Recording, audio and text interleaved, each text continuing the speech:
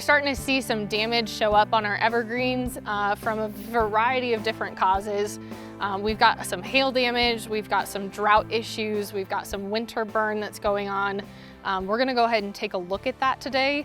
Here we have some spruce trees that were damaged in 2019 with a large hailstorm. There were actually 2 storms that came through within 12 hours of each other and had softball-sized hail.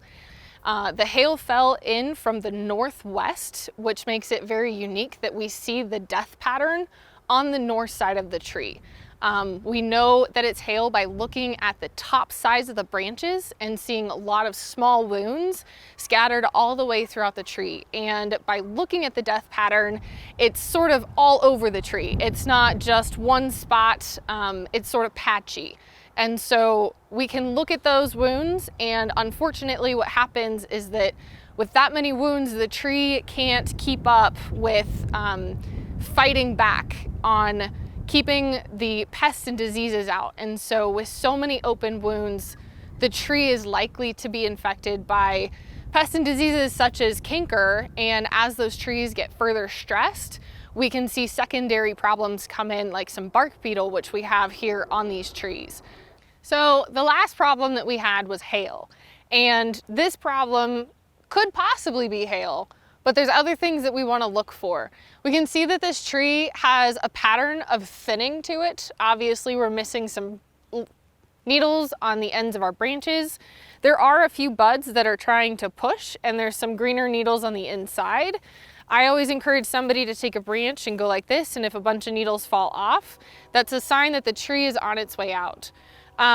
Ways that we can identify if our trees are in the process of dying is, again, looking at those needles and seeing, do we have glossy needles like what this tree to my left does? And it's very bright. We've got some very vibrant buds on the end of it, versus this tree where we have some dull needles that don't have that waxy cuticle on the outside. Trees, particularly evergreens, if we think of Christmas trees, they can be green for a long time after they've been cut off from their root system. And so we know that our evergreens don't look dead necessarily when the damage actually happens. It's common for us to see a stand of trees that seem to be fine with just 1 or 2 that are randomly within the bunch that are dead. And we might ask, why is it just 1 or 2 trees? That one individual tree might have something wrong with the root system on it, or maybe there is some sort of animal chewing on the root system. There's something that is site specific to that one tree. We're here at the Riverview Golf Course west of Scotts Bluff, and we're here on the edge of the rough, where our trees are probably not getting quite as much moisture.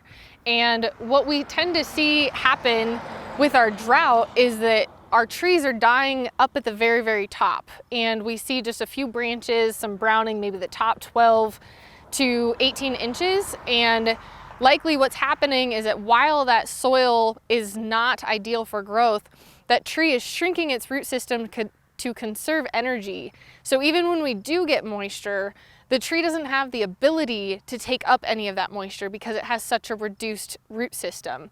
So we'll see that death the furthest away from the roots up there at the top of our trees.